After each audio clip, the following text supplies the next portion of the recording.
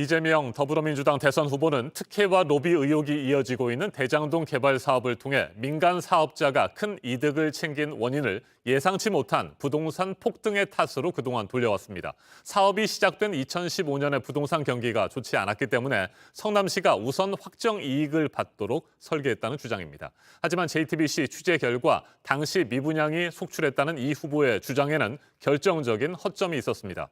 경기도 전체가 아니라 대장동이 있는 성남시로 좁혀서 통계를 보면 아파트 미분양은 단 한 건도 없었습니다. 이윤석 기자입니다.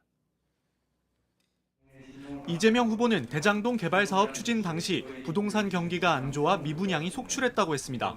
사업 성공 여부가 불투명했기 때문에 성남시가 확정 이익을 선택할 수밖에 없었다는 주장입니다. 통계 수치도 제시했습니다. 2015년은 여러분 아시다시피 그 부동산 경기가 엄청 나쁠 때입니다. 보시면 2015년부터 2016년까지 이 미분양이 속출하던 때입니다. 이 후보가 직접 제시한 통계엔 경기도 미분양 물량 변화라는 제목이 붙었습니다. 경기도 전체 미분양 통계입니다. 2015년 당시 용인, 파주, 화성, 김포시 등에서 발생한 대규모 미분양 수치가 포함됐습니다. 하지만 성남시로 좁혀보면 상황이 다릅니다. 당시 대장동이 있는 성남시엔 아파트 미분양이 한 건도 없었습니다. 미분양이던 일부 연립주택과 도시형 생활주택 등 9건도 10월 기준 모두 분양됐습니다.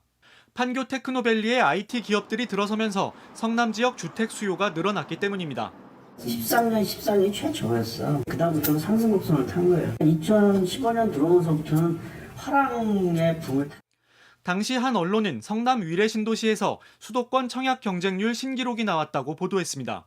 지역별로 이렇게 뜯어보면은 상승을 주도하는 지역이 있고 따라가는 지역이 있습니다. 통계를 볼 때도 전체 통계를 봄과 동시에 지역별 통계도 같이 봐야지 그런 오류를 피할 수 있습니다. 이 후보 측은 고정 이익 확보를 지시한 건 위례 사업에서 민간업자가 비용을 부풀려 성남시 이익을 줄였기 때문이라고 말했습니다.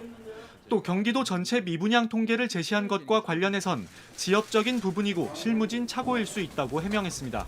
JTBC 이윤석입니다.